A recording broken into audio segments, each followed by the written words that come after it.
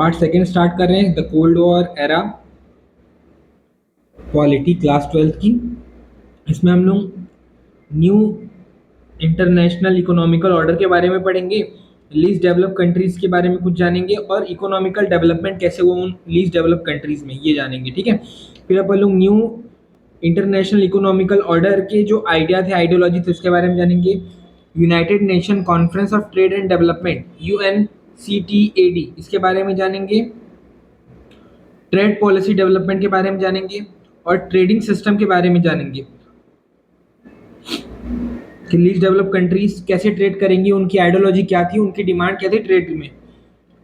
और give important to the economical issue, कैसे जो लीस्ट डेवलप कंट्रीज थे उन्होंने इकोनॉमिकल इशू को पहले प्रेफरेंस दी, कैसे वो लोग नैम ग्रुप में इकट्ठा हुए, कैसे वो वर्ल्ड लीडर्स के ऊपर प्रेशर डालते थे अपने नैम ग्रुप के थ्रू, इसके बारे में जानेंगे। और कुछ लीडर्स जैसे नासिर और सुकारनो, इनके बारे में जानेंगे। सुकारनो इंडोनेशिया से रिलेटेड है, नासिर इजिप्ट से रिलेटेड है। नॉन अलाइनमेंट मूवमेंट, बैकग्राउंड क्या था, कोल्ड वॉर एरा के टाइम में यूएसए और यूएसएसआर में दोनों में से बंटना था। तो दुनिया दुनिया ना दो कंपास में डिवाइड हो चुकी थी, कैंप में डिवाइड हो गई थी। न्यूली इंडिपेंडेंट अफ्रीकन, एशियन और लैटिन अमेरिकन कंट्रीज ने डिसाइड किया कि वो लोग किसी भी कैंप का हिस्सा नहीं बनेंगे। तो उन्होंने क्या बनाया, नैम बनाया। ना तो हम यूएसएसआर की तरफ जाएंगे, ना तो यूएस की तरफ जाएंगे। फाउंडिंग लीडर कौन थे नैम के, जोसेफ जोसेफ ब्रोस टीटो, यूगोस्लोविया और यूनिटी बनाई इन्होंने, जर्मनी से लड़ाई की और यूएसएसआर से डिस्टेंस रखा इन्होंने। जवाहरलाल नेहरू इंडिया के, एशियन यूनिटी बनाई, न्यूक्लियर डिसआर्ममेंट किया और वर्ल्ड पीस के लिए काम किया।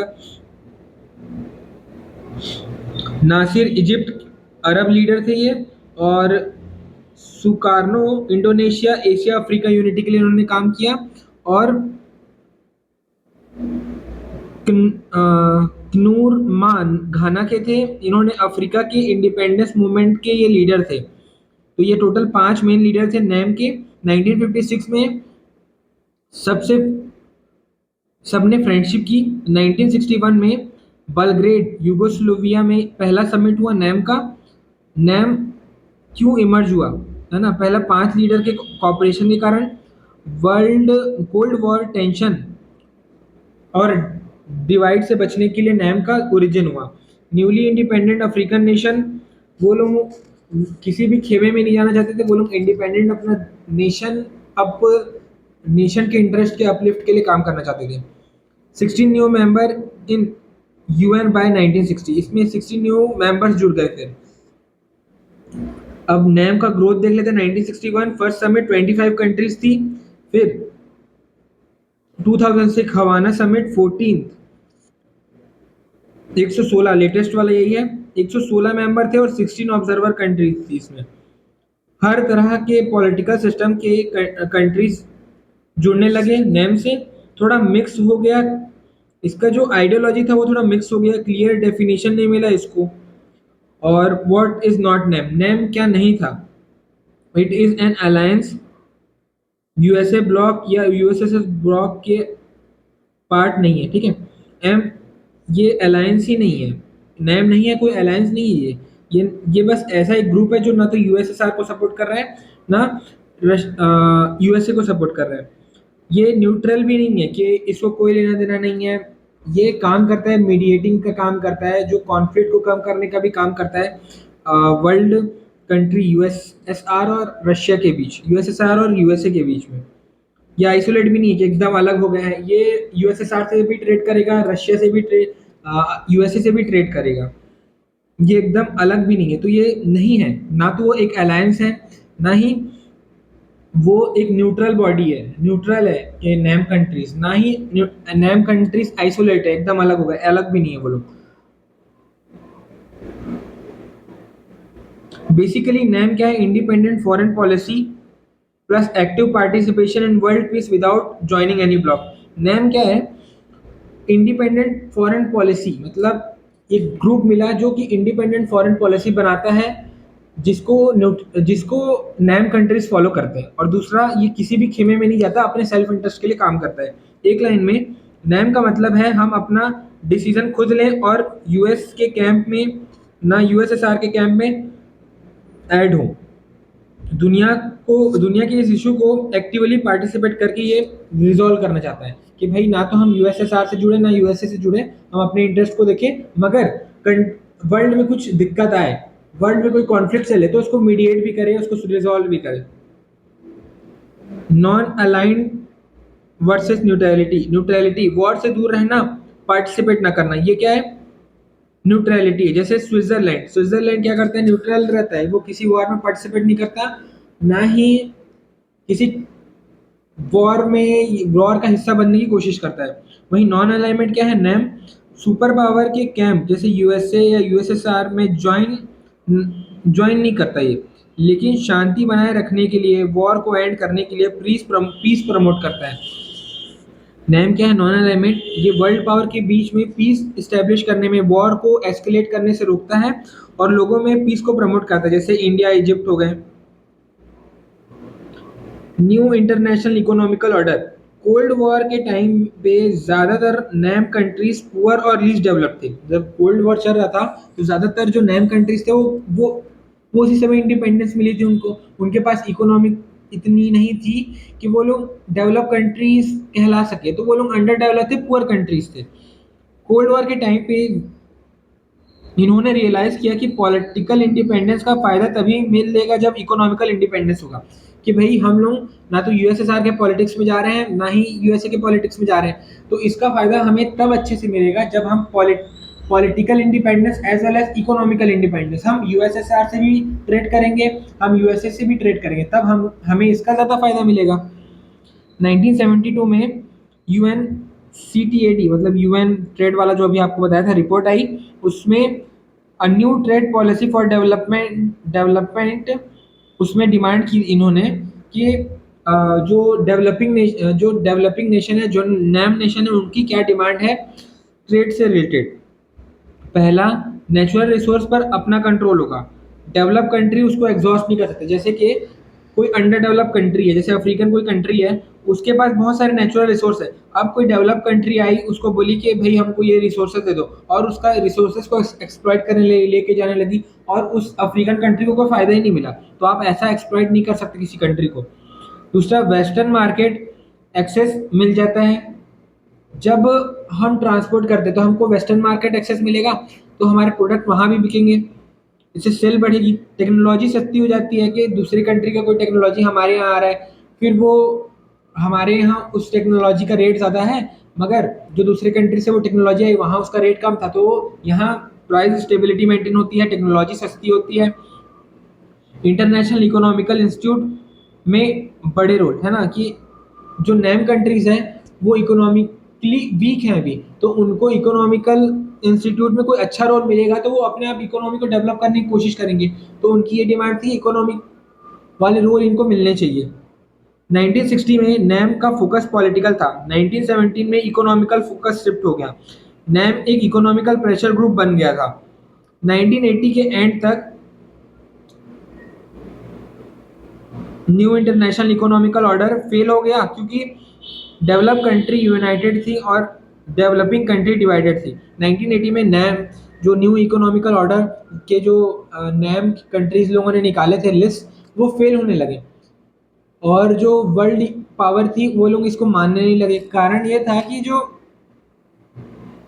जो वर्ल्ड लीडर कंट्रीज थी, जैसे यूएसएसआर की खेमे की थी या यूएसए की खेमे की थी, वो लोग यूनाइटेड थे, मगर ये जो नैम कंट्रीज थी ये इनमें यूनिटी की कमी हो गई एक टाइम के बाद, तो जो NIEO ये फेल हो जाता है।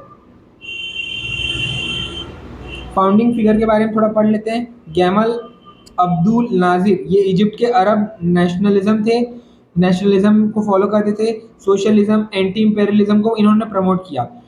1956 में स्विस कैनाल को नेशनलाइज किया इन्होंने, और बड़ा इंटरनेशनल कॉन्फ्लिक्ट हुआ था। वहीं पर सुकार्नो इंडोनेशिया के हैं, वो प्रेसिडेंट ऑफ इंडोनेशिया थे, सोशलिज्म एंटी इंपेरियलिज्म को ये सपोर्ट करते थे। बंडुग कॉन्फ्रेंस 1955 इन्होंने ऑर्गेनाइज किया, नैम की शुरुआत यहीं से हुई। 1965 में मिलिट्री कूप हुआ, मतलब तख्ता पलट हो गया और इन्हें हटा दिया गया। समरी एकदम छोटे में समझ लेते हैं जो अभी हमने पढ़ा, कि नैम मतलब सुपर पावर ब्लॉक ज्वाइन ना करना और अपनी इंडिपेंडेंट पे स्टैंड होना, ये नैम है कि भाई हमें अपनी जरूरत के हिसाब से एक्शन लेंगे, ना तो यूएसए के हिसाब से लेंगे ना यूएसएसआर के हिसाब से एक्शन लेंगे हम। पहला पीस, पहले फोकस पीस पर था, बाद में इकोनॉमिकल शिफ्ट हो गया। पहले पॉलिटिकल आइडियोलॉजी पे नहीं जाएंगे सोचा, उसके बाद इन्होंने सोचा कि सबसे पहले इकोनॉमिकल इंडिपेंडेंस भी हमको चाहिए। NIEO एक डिमांड थी कि पुअर कंट्रीज, लेकिन वो फेल हो गए है ना। न्यू इंटरनेशनल इकोनॉमिकल ऑर्डर, ये उनकी डिमांड थी, हमको ये चीज़ चाहिए डेवलप कंट्रीज से नैम को, मगर ये फेल हो गई क्योंकि जो नैम की जो कंट्रीज थी वो यूनाइटेड नहीं थी। और इसके फाउंडिंग लीडर नेहरू इंडिया के, टीटो हो गए, नासिर हो गए, सुकार्नो हो गए। अब आगे पढ़ते हैं India and the cold war, कि इंडिया, पहले हम लोग पढ़ेंगे कोल्ड वॉर कैसे, कोल्ड वॉर में इंडिया का स्टैंड क्या था, नेहरू की आइडियोलॉजी क्या थी, ये सब के बारे में पढ़ेंगे हम। फिर नॉन अलाइनमेंट का मेन मिशन क्या था, ठीक है, कैसे वो ऑर्गेनाइजेशन डेवलप हुआ और कैसे नेहरू की आइडियोलॉजी पहले कई पॉजिटिव चीज़ों को भी दिखाती है और कुछ नेगेटिव को भी दिखाती है। फिर हम नैम के बेनिफिट देखेंगे और नैम के कुछ नेगेटिव्स देखेंगे, और उसके साथ ही चैप्टर कंप्लीट हो जाएगा। और नेक्स्ट चैप्टर में हम लोग non alignment as a strategy evolve in cold war context seen in chapter 2, मतलब डिसइंटीग्रेशन ऑफ यूएसएसआर देखेंगे चैप्टर 2 में, और कोल्ड वॉर एंड देखेंगे 1991। नॉन अलाइनमेंट भी उस समय मतलब बिल्कुल स्प्रेड टाइप का ही हो जाता है। अब चलते हैं आगे, ठीक है। न्यू इंटरनेशनल इकोनॉमिकल ऑर्डर, ये सिर्फ एक आइडिया था जिसमें डेवलपिंग कंट्रीज चाहती थी कि इकोनॉमिकल सिस्टम उन्हें फेवर में, उनके फेवर में हो, इकोनॉमिकल सिस्टम उनके फेवर में हो, लेकिन ये फुल्ली इम्प्लीमेंट नहीं हुआ, बस एक डिमांड रिफॉर्म का एजेंडा बनकर रह गया, है ना, मतलब ये अच्छे से इम्प्लीमेंट नहीं हो पाया। एग्जाम पॉइंट के लिए अपन याद रख सकते हैं, न्यू इंटरनेशनल इकोनॉमिकल ऑर्डर एक आइडिया था जो कभी बन ही नहीं पाया।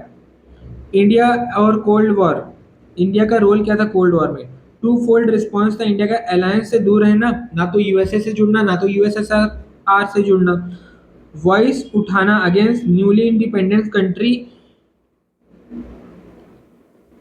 ज्वाइनिंग अलायंस, कि भाई जो भी न्यूली इंडिपेंडेंस कंट्री है वो किसी भी अलायंस को ज्वाइन कर रही है तो उसके प्रति आवाज उठाना कि भाई तुम लोग सोच समझ के ज्वाइन करो इसको। नेहरू का स्टैंड क्या था, नॉन अलाइनमेंट नेगेटिव या पॉजिटिव पॉलिसी है, मतलब वो नेहरू की आइडियोलॉजी हम जानेंगे, एक्टिवली इंटरवेन किया ताकि कोल्ड वॉर राइवलरी सॉफ्ट हो जाए, एग्जाम्पल कोरियन वॉर में मीडिएट किया, है ना, और इंडिया एक ब्रिज बिल्डर बना यूएसएसआर और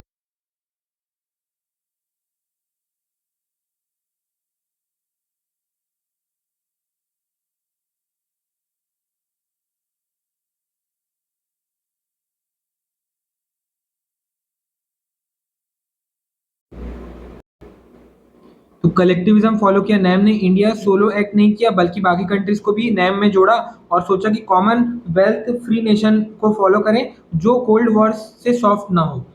benefit of non alignment movement, India independent decision, अपने खुद के डिसीजन ले पाए, और इन्होंने सुपर पावर को प्रेशराइज किया ताकि वो पीस ज़्यादा मेंटेन हो पाए और अपने सेल्फ बेनिफिट कर पाए ये छोटी छोटी और न्यूली इंडिपेंडेंस कंट्री, ठीक है। बैलेंस पॉलिसी, अगर एक सुपर पावर प्रेशर बनाता तो वो प्रेशर दूसरे को टिल्ट कर देते हैं, मगर ऐसे होता है मतलब यूएसए प्रेशर बना रहे कि तुम यूएसएसआर से कुछ परचेस मत करो, तो नैम कंट्रीज यूएसएसआर को बताते और यूएसएसआर फिर यूएसए पे प्रेशर बनाता एक दूसरे को, तो फिर ये नैम कंट्रीज को दोनों ही खेमे, यूएसएसआर और यूएसए के खेमे थोड़े सीरियसली लेने लगे, ये लोग ऐसे ही नहीं है, ये लोग कुछ सोच समझ के एक्शन ले रहे हैं। क्रिटिसिज्म ऑफ नैम, ये अनप्रिंसिपल था, इसमें कहते थे कि इंडिया सिर्फ अपने फायदे के बारे में सोच रहा है, उसका कोई क्लियर स्टैंड नहीं है इसमें। इनकंसिस्टेंसी, दूसरों को अलायंस ज्वाइन करने से क्रिटिसाइज कर रहे हैं ये नैम कंट्रीज, मगर इंडिया, जैसे इंडिया खुद ही जा करके रशिया के साथ यूएसएसआर के साथ ट्रीटी ऑफ फ्रेंडशिप ज्वाइन कर लेता है 20 साल के लिए, बाहर के लोगों को लगा कि इंडिया यूएसएसआर के ब्लॉक में चला गया। अब देख लेते हैं decolonise country post world war कौन कौन सी थी, इंडिया थी, इंडोनेशिया थी, वियतनाम थी, घाना थी, नाइजीरिया थी, ये सब डीकोलोनाइज कंट्रीज थी वर्ल्ड वॉर 2 के बाद। फाइनल आइडिया कि जो न्यू इंटरनेशनल इकोनॉमिकल ऑर्डर, ये आइडिया ही रह गया, ऑर्डर नहीं बन पाया। इंडिया अलायंस से दूर रहा, मीडिएटर का रोल प्ले किया इसने। नैम क्या है, कलेक्टिविज्म को फॉलो किया, सोलो मूवमेंट नहीं हुआ नैम में। बेनिफिट क्या है, इंडिपेंडेंट स्टैंड रहा, balance between the super power को बैलेंस करने की कोशिश की और इंडिपेंडेंट स्टैंड रखा। क्रिटिसिज्म क्या है, अनप्रिंसिपल इनकंसिस्टेंट, 1971 में यूएसएसआर के साथ ट्रीटी किया और इंडिया, और ये और लोग कहते थे कि नैम अनप्रिंसिपल्ड है और इनकंसिस्टेंट है। मेन आइडिया ऑफ पैसेज क्या था, 1971 में during Bangladesh crisis India diplomatically and military support, so India को मिलिट्री और डिप्लोमेटिक सपोर्ट की जरूरत थी, इसलिए उसने ट्रीटी ऑफ फ्रेंडशिप ज्वाइन की यूएसएसआर से, क्योंकि पाकिस्तान के साथ साथ तो यूएसए दे रहा था, तो उसको काउंटर करने के लिए यूएसएसआर को इंडिया को ज्वाइन करना पड़ा।